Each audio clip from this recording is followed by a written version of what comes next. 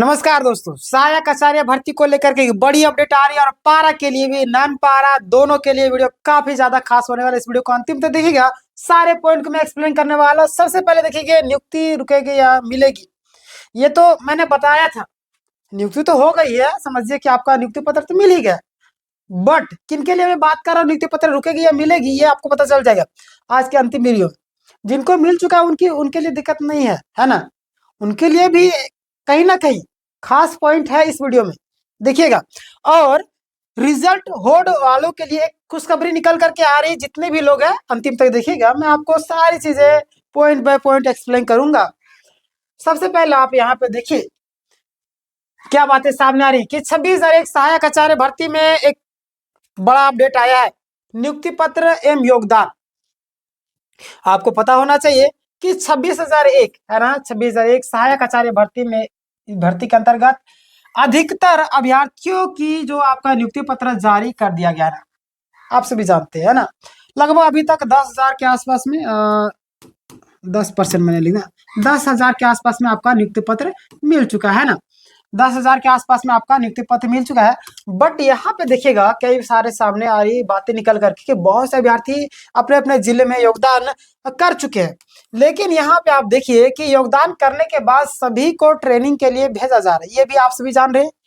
और जिन अभ्यर्थियों का रिजल्ट यानी कि ज्वाइनिंग रुका है, उसके लिए खास ये वीडियो काफी ज्यादा है इंपॉर्टेंट। देखिए, कुछ अभ्यर्थियों का परिणाम अभी होल्ड पर है।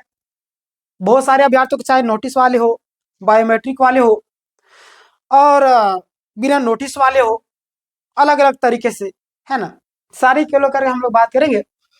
कुछ अभ्यर्थियों का परिणाम अभी होल्ड पर है, यानी कि पारा शिक्षक रहते हुए भी डीपी है ना, डिप्लोमा इन प्राइमरी एजुकेशन किया है। आप सभी जान रहे हैं, बहुत सारे इसमें से भी जो वीडियो देख रहे हैं वो लोग भी होंगे। लेकिन बाद में पारा शिक्षक पद से त्याग पत्र दे दिए, है ना। जो भी लोग है, ये लोग जो है ना, पारा शिक्षक से त्याग पत्र दे दिए। अब यहाँ पे जो मामला है, क्या हुआ कि ऐसे अभ्यर्थियों ने जेटेट, है ना, जेटेट पास होने के कारण, है ना, सहायक आचार्य परीक्षा दी और क्वालिफाई भी किया, लेकिन उनके अभी तक नोटिस यानी कि इनका जो अभी तक नोटिस देकर रोका गया है। यानी कि नोटिस क्यों दिया गया, कहीं ना कहीं कुछ ना कुछ उनको गड़बड़ी लगी। अब बोलेगा इसमें गड़बड़ी क्या है, नहीं, यहाँ पे जितने लोग को नोटिस दी है, उन लोगों का शायद कुछ लोगों को हुआ है, कुछ लोगों का नहीं हुआ है ना। जहां तक मेरे कई सारे लोगों से बात भी होती है और कई सारे लोग से कांटेक्ट भी है, तो जहां से बातें सामने निकल कर आती है कि नोटिस वालों का बहुत ही कम लोगों का हुआ है। और अभी जो है उन लोग के लिए खुशखबरी निकल करके आ रही, देखिएगा। सबसे पहले, है ना, उनको नोटिस दे करके रोक दिया गया है। लेकिन यहाँ पे देखिएगा आप कि बड़ा सवाल उठता है कि क्या ऐसे अभ्यर्थियों की नियुक्ति होगी। सबसे बड़ा सवाल, क्या आपकी जो है नियुक्ति होगी या नहीं होगी, सबसे बड़ा सवाल।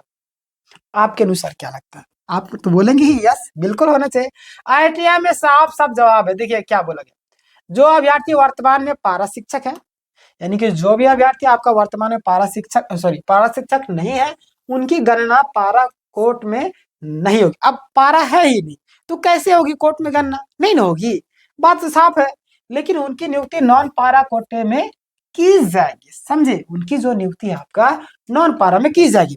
अब यहाँ पे देखिएगा, यानी नियुक्ति रोकी नहीं जा सकती है, सिर्फ कैटेगरी बदली जाएगी। ठीक है, यहाँ से क्लियर हो गया। अब खुशी मिला, दिल में सुकून मिला 100%। आगे देखिएगा, इसी खुशी में लाइक कर दीजिए और सब्सक्राइब जरूर कीजिएगा। आरटीआई में क्या पूछा गया और क्या जवाब मिला, आरटीआई में क्या पूछा गया, क्या नियुक्ति होगी, तो जवाब में हाँ, नॉन पारा में नियुक्ति हो जाएगी, है ना। उन लोगों का नॉन पारा में नियुक्ति हो जाएगी। पहला, डीपी यानी कि नॉन एलिजिबल क्यों लिखा गया, नॉन एलिजिबल क्यों लिखा गया, सबसे बड़ा सवाल। तो जवाब में क्या आता है, पिछली नियुक्ति के नियमों के प्रति दी गई समय पर आपत्ति देने पर संशोधन अनिवार्य, है ना। ध्यान दिए, क्या बोला गया कि पिछली नियुक्ति को नियमों, यानी पिछली नियुक्ति के नियमों की प्रति दी गई समय पर आपत्ति देने पर संशोधन अनिवार्य है। ठीक है, चलिए आगे मैं आपको बढ़ो, यहाँ पे ध्यान दीजिएगा। कुछ चीजें अगर समझ में नहीं आएगा तो मुझे बताइएगा कमेंट में, है ना। उच्च अधिकारियों के आदेश की प्रति, जवाब में आरटीआई के साथ सत्यापित प्रति उपलब्ध कराई गई है। और नतीजा क्या निकला है, रिजल्ट होल्ड वाले अभ्यर्थियों के लिए यानी कि डीपी जेटेड पास वर्तमान में पारा शिक्षक नहीं है ना, यानी कि अभी पारा शिक्षक नहीं, नॉन पारा कोटे में नियुक्ति अनिवार्य हो जाएगा और इन्हें पूरी तरीके से रोका नहीं जा सकता है ना, अब रोका नहीं जा सकता है। देखिए आगे आपके सामने बातें निकल करके आ रही है, ट्रेनिंग से जुड़ी महत्वपूर्ण बातें हैं वो ध्यान दे लीजिएगा आप लोग। योगदान करने से पहले अभ्यर्थियों को है ना अस्थायी रूप से विद्यालय में प्रशिक्षण हेतु भेजा जा रहा है, अस्थायी रूप से, अस्थायी रूप से नहीं। आदेश में यह बातें स्पष्ट है, क्लियर। आगे आपको ले चलते हैं तो यहाँ पे देखिएगा कि प्रशिक्षण है ना, प्रशिक्षण प्रतिनियुक्ति के नियम क्या क्या है ये भी जान लीजिए। प्रतिनियुक्ति पूरी तरह अस्थायी है।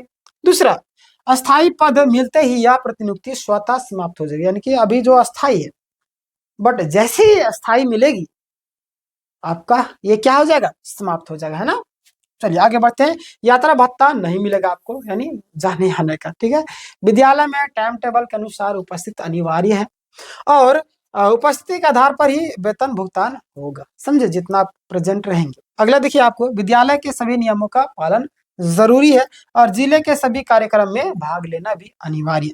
अरे क्यों नहीं, देखिए उम्र गुजरते जा रहा है, देखिए बोलते हैं कि मरने के बाद कुछ नहीं कर पाएंगे, जो ये दौलत शोहरत इकट्ठा कर रहे हैं ना वो आप भोग नहीं पाएंगे, समझे। तो जो जीवन में उसको भोगते जाइए, बड़े बड़े संपत्ति वाले इस दुनिया में खाक बन के चले गए, कुछ फायदा हुआ नहीं। तो जो जीवन है उसमें एंजॉय कीजिए, पैसों का इस्तेमाल कीजिए अच्छे तरीके से, कुछ अपने लिए भी बचा करके कहीं घूमिए फिरिए। अब तो आपका नौकरी भी लग चुका है ना, ये नहीं मैं बोलूंगा कि बेटा बेटे को पढ़ाने, बेटा बेटे को पढ़ाइए बट अपने शौक को नहीं मारिए, समझे। जिंदगी भर अपने शौक को मारते हैं, एक दिन बेटा आपको कई बार मैं आपको नहीं बोल रहा हूँ बट कैसे स्थिति बनी हुई, अरबपति करोड़पति के माता पिता वृद्धाश्रम में पड़े मिलते हैं, समझे। तो ज्यादातर जॉब वाले भी कई बार देखने को मिलता है। तो अपने आप अपने जीवन को भी जीना है। बाकी बात, मैंने ये दो शब्द बोला, इस विषय में आप क्या समझते हैं, मैं आपकी राय जानना चाहता हूँ, आप हमसे उम्र में बड़े हैं, है ना। तो देखिए बोलते हैं कि ज्ञान उम्र का मोहताज नहीं होता है ना। और बहुत मालूम है आप हमसे अनुभवी और बहुत सारी चीजें होंगी बट कभी कभी जो चीजें, देखिए गुरु वो नहीं कि बड़ा हो तो ही, है ना।